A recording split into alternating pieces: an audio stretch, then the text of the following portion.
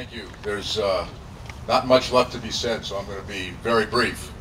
But I do want to congratulate Randy and Jonah Goldrich and the whole group of dedicated people who had the vision to put this memorial here. And Hagi Belsberg, congratulations on capturing more than we could have ever imagined you could capture through this design. It's not only a great memorial to the greatest human tragedy in the history of mankind, but to trivialize it a little bit, it's also a great amenity to this park. And I think there were a lot of people who didn't think it was appropriate. I think they are proven wrong today, and congratulations. The monument and the memorial here at the park are very important. Important as a magnet for people who have a curiosity or an interest in learning and memorializing the Holocaust. But the real memorial to the Holocaust is not in this concrete. It's not in any memorial. It's not in any monument. It's in all of us as individual human beings. The survivor community is dying out. In 10 years, there will be no more survivors left. 15 years, 20 years, there will be no more survivors left. 25 years. I'm not going to get reelected this time. Well, I was never good at arithmetic. Seriously, the number of survivors among us has dwindled. It is up to the survivors' children's generation and the grandchildren's generation, the future generations, to carry on what Elie Wiesel called the most important element in humanity, and that is memory. That memory has to be carried on by individual human beings, you and I. Yes, the monument is important, and it will be important. But the real memorial to those who lost their lives in the Holocaust will be in what we do, the next generations do, to memorialize what happened and to ensure that it never happens again. Not for Jews, not for Africans, not for Bosnians, not for East Timorians, for nobody.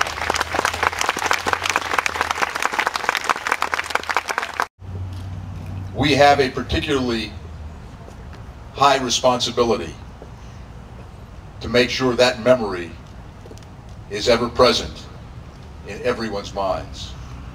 As Jews who have suffered as much, if not more, than anyone,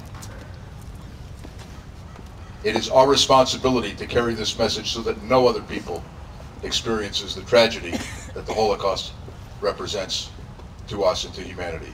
So again, congratulations on this singularly important day, but it's the next day and the days ahead that are equally important, and let's all of us step up and do our share. Thank you.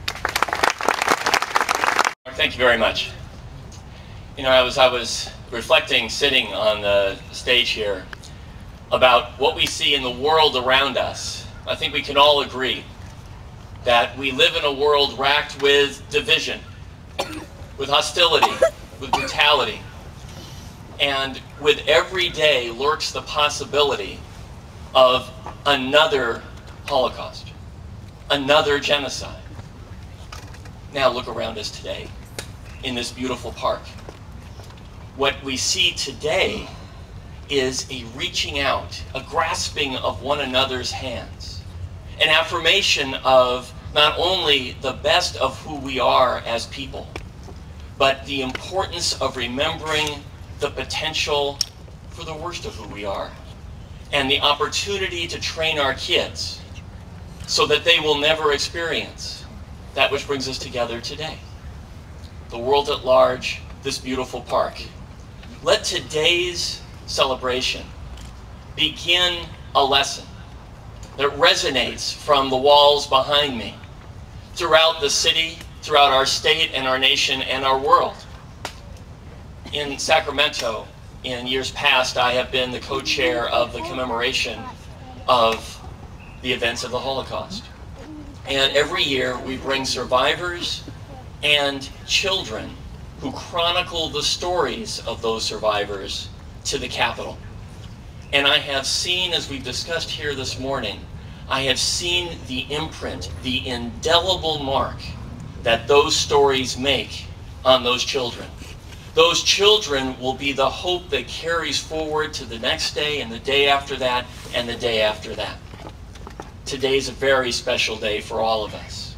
But I want to say a word as I conclude about some of our leaders here. You know, Randy and Mark are leaders in the creation of this museum.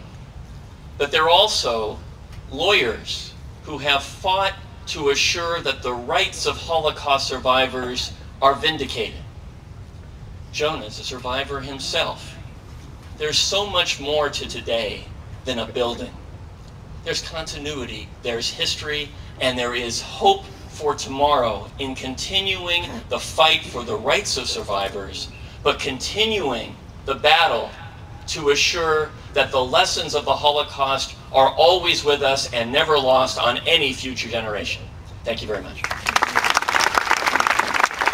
For all children, I want them to come here to the Los Angeles Holocaust Museum, to come here and learn. Mr. Cortinas, the great superintendent, as I greeted him today and we talked, and he said external classroom. This is an external classroom for the children of Los Angeles. Thank you, Mr. Superintendent, for that. And I want to thank the late, great John Ferraro, who was my mentor, who was a councilman, who many of you have known, who really helped develop this park. This park was a benefit of a state bond to deal with the problem of flooding. This park was cut out to handle floods that come once every 100 years. This space was then created from the old Pan Pacific Auditorium, which some of us may have gone to as kids or older folks. But today, this creation on this space fits so well. And I want to single out the great architect. Stand up again, if you would, for me there, Mr. Belsberg, because this is what a great architect does.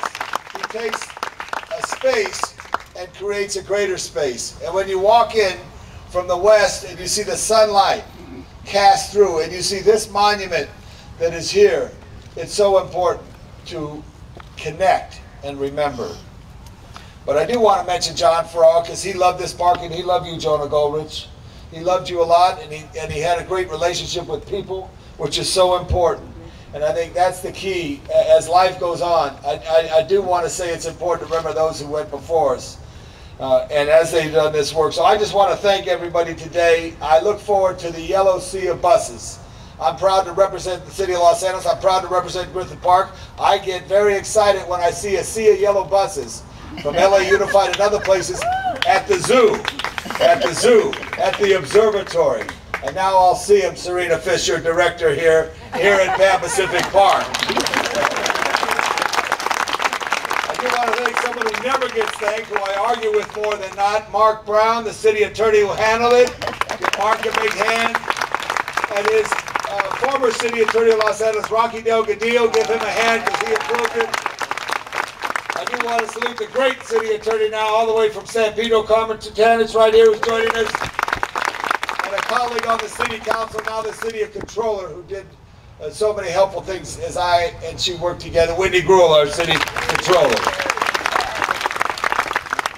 And the one thing we got to do is get people here, because what happens to they get inspired. They get inspired by the space, they get inspired by the learning, and they never forget. And I do want to single out Zev Yaroslavsky, because the great thing about Zev, you could talk about music, you could talk about athletics, you could talk about history, you could talk about the soul of people. He truly is remarkable, and I know you had a lot to do over the years, Zev, and many, many, many good things. Give your supervisor, Zev Yaroslavsky, a big hand. And lastly, I got to just correct the mayor who I love. He went to Roosevelt, I went to Marshall. Okay, he didn't do math as well as I did, because he said, we don't have to pay anybody, they have to pay us. So I'll give you a challenge right now. I'll put up 25 bucks, you put 25 bucks, we can pay this whole thing. You do it, Mayor? Give the mayor a big hand.